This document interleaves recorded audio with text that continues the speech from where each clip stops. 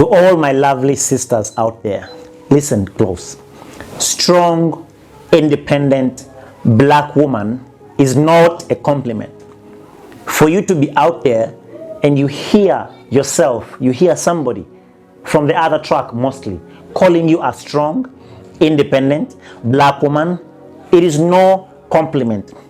It is a weapon. I said this before, but our black queens, our women are being weaponized with this indoctrination of strong, independent black women. Listen, the goal is to keep black men as one entity and black women as a separate entity. That's the whole point of this agenda, to keep their knees on our necks, to keep us subjugated. You have to understand this, my sister. I come in peace. I come from a position of muhabba, a position of love. Do not fall for that poison, that poisonous mambo jumbo, that poisonous philosophy, that indoctrination, that strong, you know, that you're better off without a man, or you don't need a man, you can make money, you know, have billions of dollars in your account and have your own house, have your own car. Listen, those things are not bad, and if you have the means to get them, they are not bad, but you are still a human being.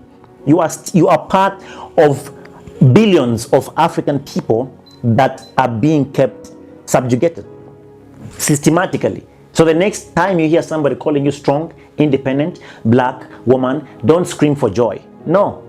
Because let me tell you, we found certain institutions on earth. It is our Heavenly Father, God, that instituted marriage, that instituted communion, if that's, you know, the companionship rather, not communion. Well, it is communion through companionship. Yes, you know, it is God. It is natural. It is nature that dictates that a man and woman, it is not good for them to be alone.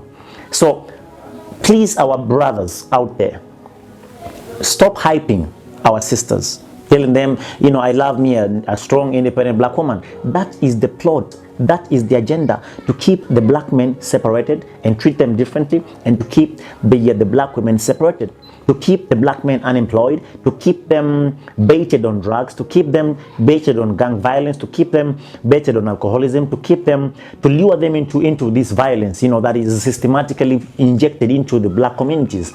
And then afterwards, you know, when they fall for this bait, when they engage in gang violence, you know, shootouts, when they engage in alcoholism, they engage in drug dealing, and they are subject to unemployment, then they will arrest them and put them in prison. And now they come to the women, you see, and they tell him, you know, you don't need look at this, the kind of man that you have. He's a gangster, he's a gang dealer, he's a drug dealer, he's unemployed. I mean, look at him, he's all in gangs. He's not good for you. And then you'll buy into that narrative, and then they'll keep you separated. You see how they are separating the two hands, because the black queen, the African woman is the right hand person. He's the right hand strength. She is the right hand strength of the black man, and that is how the civil war was being won. But then we lost the civil war. Our people lost the civil war the moment they separated the black woman from the black man. And to this day, they're pushing this narrative. And by the way, I have noticed that feminine men are their choice. You know, that's what is being attractive right now, even in Hollywood. You know, you name it.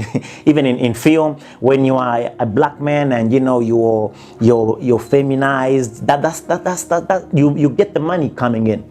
So I mean, come on, we have seen all the black celebrities, the biggest names, the hottest names in black entertainment, in black film, they have had to put on dresses at one point. You name any of them, Kevin Hart, Tyler Perry, the Wayans, all the biggest names they have had to put on dresses. That's just a subconscious sign that we still have you. We can get you to do what we want you to do. If you don't put in a dress, the money is not coming in. You see? And now Dave Chappelle comes and says no to putting on the dress, and he catches all kinds of hell. So I mean, it is up to us to determine that, you know what, this ends with us. This oppression ends with us. And I'm talking to our brothers and sisters across the board, be you in the African continent down here where I'm at, or be you in Europe, if you're an African person, any person of African descent, you are the target. You are the target. You are the target. I mean, Where is the evil? Are we smarter than God? That we are trying to separate the black men plus the black women? And listen, you will not find a strong, independent, Asian woman. You will not find a strong, independent Middle Eastern woman, Arab woman. You will not find a strong, independent British woman. You will not find a strong, you understand what I'm saying? You will not find a strong, independent Indian woman. No, all these people they are submitted to their husbands. They are working with their husbands. They are together. They are enjoying life. They are raising families with male men and female women. Do you understand? But then it is we that are being fed with this, this indoctrination of strong, independent black woman. So, and the people that are pushing this narrative, by the way, the women that are at the forefront of this strong, independent black woman nonsense, they are home with their husbands, their male husbands, and with their male and female children. So they are not eating what they're feeding you. Why are you feeding it? Why are you feeding off of what they're not feeding off? And rejoicing and glorifying yourself that you're a force to rock on with. No. Money is not bad. Don't get me wrong. If you're a sister out there and you're making your money, you have to take care of your family, that is okay. But that should not be, you should not for even a moment think that can be a platform for you to use to talk down on our brothers. No. Because we are all in the same boat. Yes, we are all the target of this internationally organized oppressive system through economics, through politics, and through the social and cultural spaces. So let us wake up, our dear brethren. Let us wake up, our dear brethren. Our dear brothers, begin to take care of those queens, Take care of those queens, knowing that they are being the target. Knowingly or unknowingly, they do not know that they're being used.